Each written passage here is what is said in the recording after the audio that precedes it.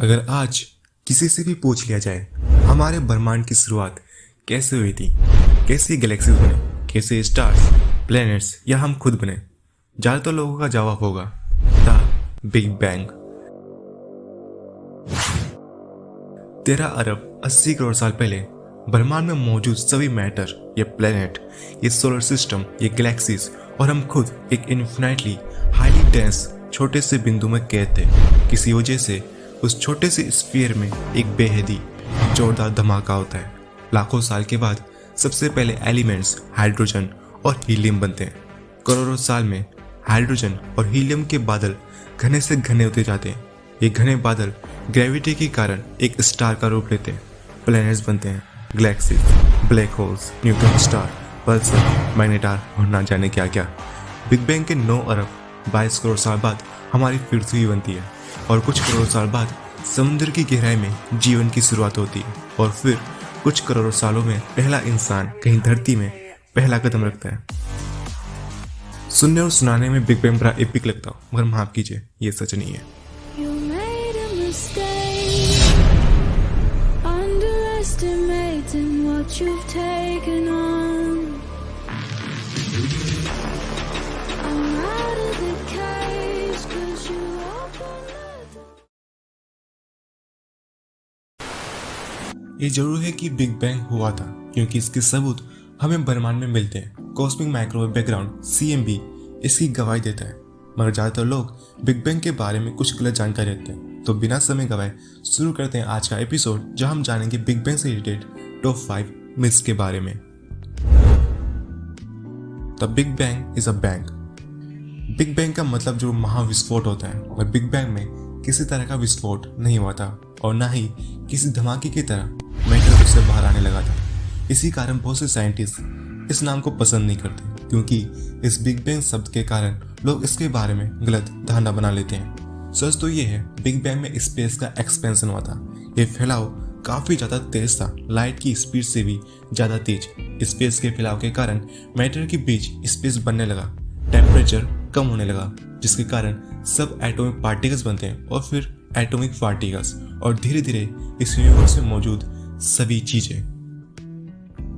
ये फैलाव कुछ हद तक आज भी जारी है। जब वैज्ञानिक दूर गैलेक्सी की लाइट को ऑब्जर्व करते हैं, उनमें रेड शिफ्ट देखने को मिलता है। हम जितने दूर जाते हैं उतना ही हमें ज़्यादा रेड शिफ्ट देखने को मिलता है। रेड शिफ्ट हमें ये बताता है कि कोई चीज़ कितनी तेजी से हमसे दूर जा रही है। ज़्यादा दूर की गैलेक्सीज हमसे बहुत तेजी से दूर जा रही है, इसलिए नहीं कि उन गैलेक्सी की स्पीड ज़्यादा है, बल्कि हमारे और उन गैलेक्सी के बीच का स्पेस बहुत ज़्यादा है। ज़्यादा स्पेस होने के कारण फैलाव भी ज़्यादा हो रहा है। और सबसे अजीब बात यह है कि समय के साथ ये फैलाव की स्पीड बढ़ती ही जा रही है। एस्ट्रोफिजिसिस्ट इस फैलाव का कारण डार्क एनर्जी को मानते हैं।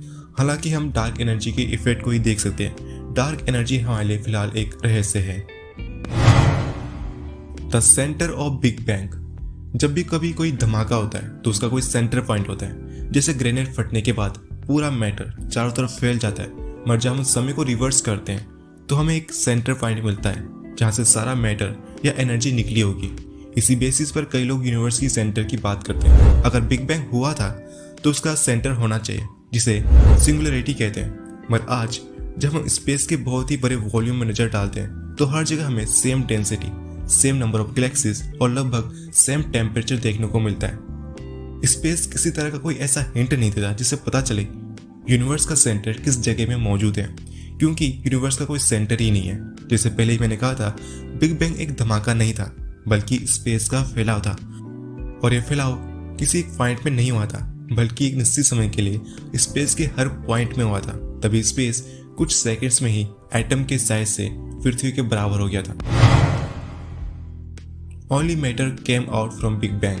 कहा जाता है बिग बैंग के बाद 3 चीजें अस्तित्व में आई थी, स्पेस, टाइम और मैटर।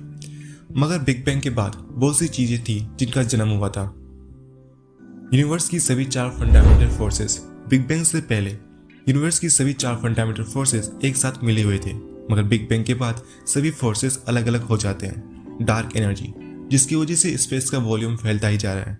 डार्क मैटर, हमारी गैलेक्सी में बहुत सारा मैटर मौजूद है और इतने सारे मैटर को सिर्फ ग्रेविटी बांधे नहीं रख सकती है। गैलेक्सी में डार्क मैटर होते हैं जो मैटर को विशाल गैलेक्सी के अंदर बांधे रखता है। इसे हम ग्रेविटी का भाई भी बोल सकते हैं, जो विशाल गैलेक्सीज में मैटर को बांधे रखते हैं। डार्क एनर्जी और डार्क मैटर दोनों ही हमारे लिए रहस्य हैं। हम इनके बारे में ज़्यादा नहीं जानते, मगर ये हमारे यूनिवर्स में मैटर से भी ज़्यादा अमाउंट में मौजूद है। हम इसके प्रेजेंस को ऑब्जर्व कर सकते हैं मगर देख नहीं सकते।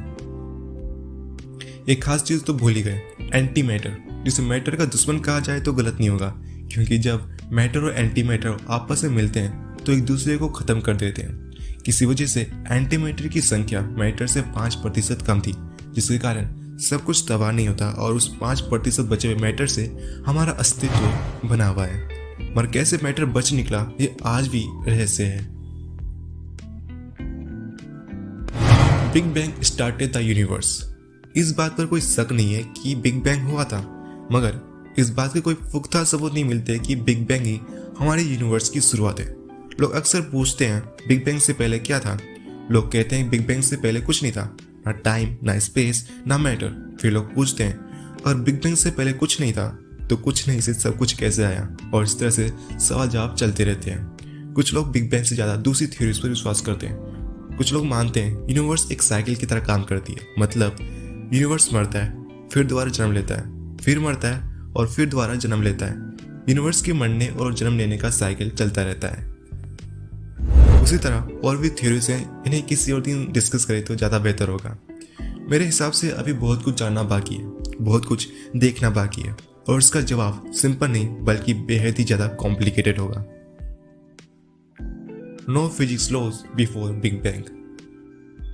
बिग बैंग के बाद ही स्पेस, टाइम और मैटर बना था, और फिजिक्स के नियम इन तीनों चीज़ों पर ही लागू होते हैं। इसलिए लोग मानते हैं बिग बैंग के पहले कोई फिजिक्स के रूल्स नहीं थे, जो कि पूरी तरह से सही नहीं है। बिग बैंग के पहले से भी फिजिक्स के नियम थे, जिसके कारण ही बिग बैंग हुआ होगा। हालांकि फिजिक्स के नियम हमारे आज के फिजिक्स के नियम से काफ़ी अलग होंगे, और खासकर यूनिवर्स अपनी मर्जी से नहीं बल्कि रूल्स से चलती है। तो ये थे कुछ बिग बैंग मिथ्स। आने वाले वीडियोस में हम बिग बैंग से जुड़े और भी सवालों का जवाब देने की कोशिश करेंगे। अगर आपका कोई बिग बैंग से रिलेटेड सवाल है या मैंने किसी मिथ को शामिल नहीं किया तो आप हमें कमेंट करके जरूर बताएं, और ये भी बताएं कि आप बिग बैंग के कितने मिथ्स पर विश्वास करते आ रहे थे। तो जल्दी दोबारा मुलाकात होगी।